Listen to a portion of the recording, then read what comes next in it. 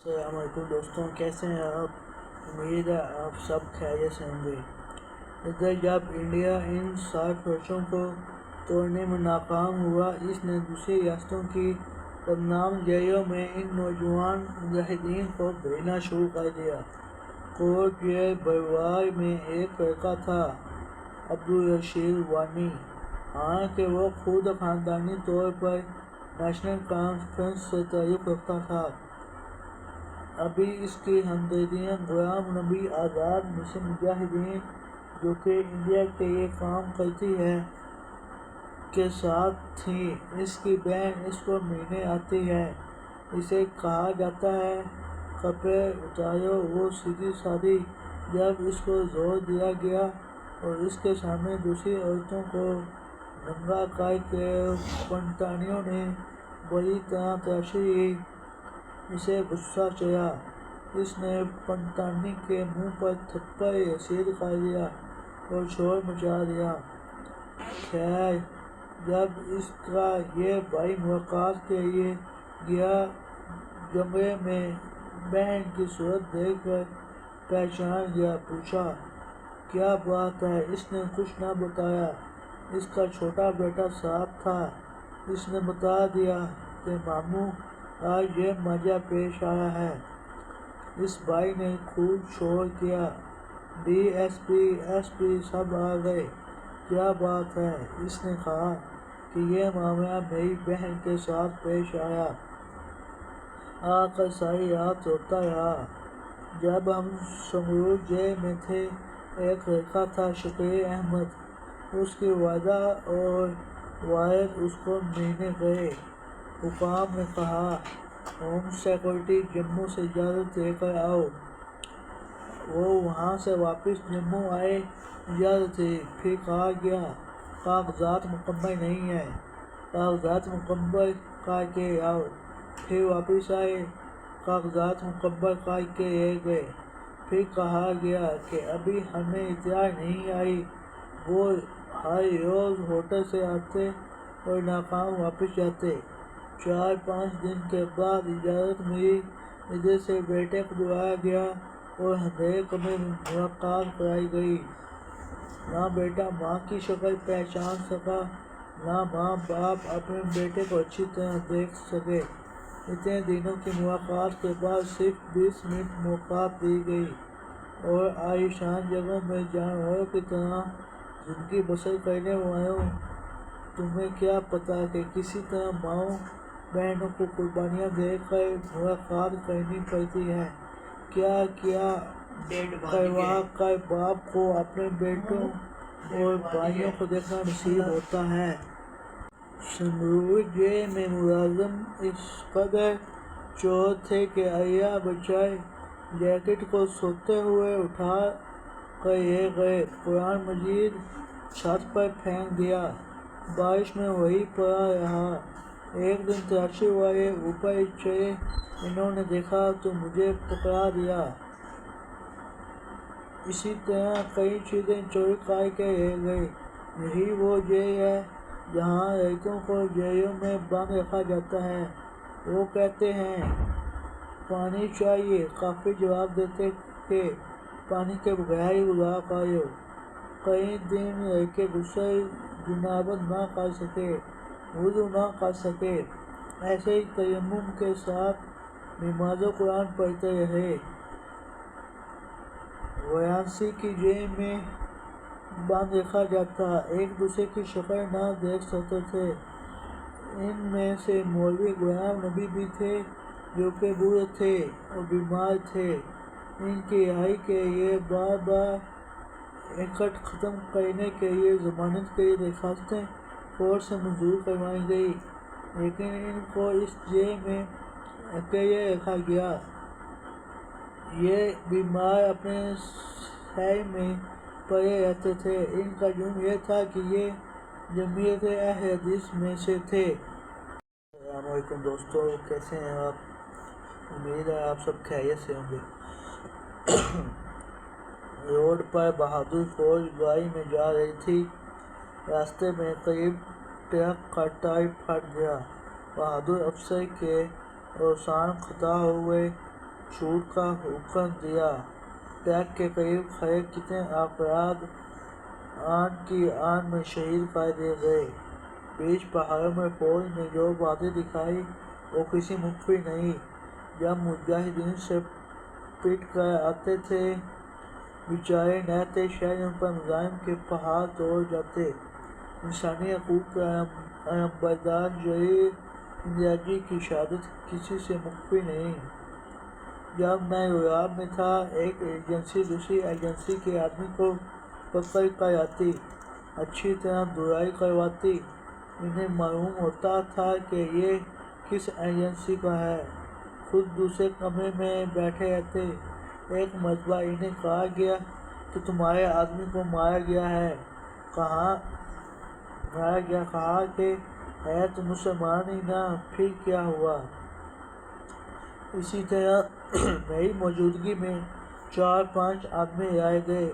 सब के साथ ये बर्ताव किया गया। मेरी एक बहन थी, अल्लाह ताला इसे दुनिया आखिरत में खुश रखे। इसकी चीख आज तक मेरे कानों में गूंजती है। वो कहती है अल्लाह अल्लाह मुझे बचाओ। वो काफिर कहते बुलाओ अपने अल्लाह को। मार पिटाई करते थे, इंटरोगेशन करते और पुलिस की जो औरत साथ होती थी वो डीएसपी के साथ इसके कमरे में देगी करती थी। यहाँ जब जुल्म किया जाता तो बार बार किया जाता। ये दुनिया का खतरनाक तरीन इंटरोगेशन सेंटर है। एक वक्त था जब डीएसपी मक्खन सिंह के दौर में लड़कों को यहाँ गंदगी खिलाई जाती थी। सेंटर जे जम्मू में क्रिमिनल कत्ल हिंदू ने किया और 2 स्टार और देकर को जख्मी कर दिया, लेकिन सारा इंतकाम पाकिस्तानी बाइक से लिया गया। इस वक्त से अब तक जब दिल चाहता है तलाशी ले लेते हैं, खसूसन मगरिब के वक्त आते हैं। इधर का सामान इधर उधर कर देते हैं और जो चीज़ अच्छी लगती है अगर छोटी हो तो जेब में डाल कर ले जाते हैं, अगर बड़ी हो तो बाहर जाते हैं। नमाज लड़कों को ताक़ीद से पढ़नी पड़ती है। एक लड़का था फारूक, उसको कहा गया कि मंदिर की तस्वीर बनाओ। उसने इनकार कर दिया। जब एक्ट ख़त्म करके वो दूसरी जगह शिफ्ट होने लगा तो उसको ताने देकर तूने मंदिर की तस्वीर नहीं बनाई थी, खूब मारा गया, जबकि वो पैर ही मरीज था। इसके कपड़े कलम कापियाँ कागज सब रखी। इस तरह सेंटर जे जम्मू में जब औरतों की तलाशी ली जाती है, एक तरफ पर्दा होता है और दूसरी तरफ खुई होती है। इधर पीछे जे मुलाजमों की पार्क है जो खिड़की में से ये सारा मंजर देखते हैं। मेरी वो माएँ और बहनें जिन्हें कभी सोए ने भी देखा न था, कभी घर से निकली भी न थी, जब जम्मू की मुख्तलिफ जेलों में अपने बेटों भाइयों से मुलाकात की जाती हैं तो किन किन मसाइबों मुश्किलात में से गुजरती हैं ये वो जानती हैं या इनका रब जानता है। ये इस्लाम का कवानीन जानता था ना कि कुफर के। अब बताओ इस बच्चे की क्या हालत होगी, इसकी माँ के ख्याल होगा जिसने कभी इसको गर्म हुआ ना लगने दी थी। उसकी बहन का जिगर फटा होगा कि नहीं, जिसके सामने जब ये होता था तो वो तड़प जाती थी। बताओ इस बाप पर क्या गुजरी होगी, इस खानवादे पर क्या बीती होगी, क्या दहशत गर्दी नहीं है।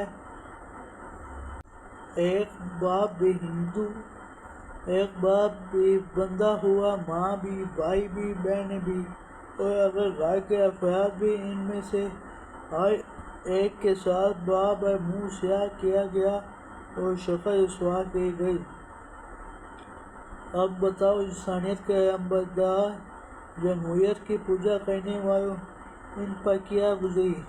اے کاش میں نے اس بھائی سے وعدہ نہ کیا ہوتا کہ میں نام پختہ مخفی رکھوں گا، وگرنہ تفصیل سے لکھ دیتا۔ جرم کیا تھا یہ کہ چائے کے یہ گھر میں چینی کیوں نہیں رکھی؟ یہ کس نے کیا؟ شیو سینا، شنکر، سیتا اور کالی ماتا کی پجاریوں نے۔ ایک گھر میں کوئی مرد نہ تھا، صرف میری بہن تھی، اماں بھی گھر نہ تھی۔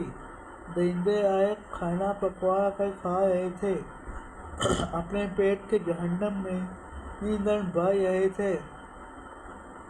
ان بہنوں کا چھوٹا سا معصوم بھائی، اس نے خالی لفافہ میں ہوا بھر کر اس کو ہاتھ مار کر پھاڑ دیا۔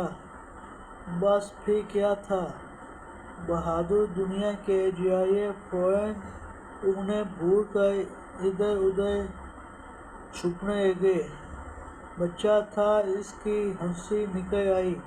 بہنوں نے ڈانٹا، جو ان کی کارستانیاں جانتی تھیں، لیکن بچہ تھا۔ افسر کو جا کر کہا، انکل وہ تو میں نے لفافہ پھاڑا تھا۔ اٹھیں، کھانا کھائیے، ٹھنڈا ہو جائے گا۔ بس پھر کیا تھا؟ کرشن کے پجاری تھے، معصوم پر پڑے۔ بہنوں نے آگے بڑھ کر خود بھائی کو چھڑوایا۔ بھائی بھاگ کر گھر سے باہر چلا گیا۔ پھر اللہ تعالیٰ ہی جانتا ہے کہ ان بہنوں کو کتنی سنگین سزا بھگتنی پڑی۔ سیتا ماتا کے پجاریوں نے ان کے ساتھ کیا برتاؤ کیا؟ اللہ نے اپنی بندیوں کی سنی۔ بھائی جب گھر سے نکلا، بھاگ کر پہاڑوں پر چلا گیا۔ وہاں مجاہدین فی سبیل اللہ تھے۔ اس نے روتے روتے داستان سنائی۔ ان مجاہدین میں افسر مہمان تھے، فوراً اٹھے، راستے میں ایمبوش لگا کر بیٹھ گئے۔ جب یہ اپنی پاک روحوں کو خوش کر کے نکلے اور ادھر وہ ہوا کی بیٹیاں، امت مسلمہ کی بیٹیاں، ہماری بہنیں اپنے آپ کو سنبھال رہی تھیں، بھائی نے آ کر یہ حالت دیکھی تو بے ہوش ہو گیا۔ ادھر مجاہدین نے سب خنزیروں کا صفایا کر دیا، عبرت کے لیے سر کاٹ کر روڈ پر پھینک دیے۔ سجاد میر شہید کو جب گرفتار کیا گیا اور اس سے ہتھیار اور دیگر باتوں کا پوچھا گیا تو انہوں نے فرمایا، یہ قوم کی امانت ہے، میں خیانت نہیں کر سکتا۔ چنانچہ انہیں شہید کر دیا گیا، اور شہید کرنے والے کا قافی ہر وقت شراب پیتا، اپنے آپ کو اور اپنے افسروں کو گالیاں دیتا ہے کہ کس مومن کو مجھ سے شہید کروا دیا، اور اس طرح وہ دماغی توازن کھو بیٹھا۔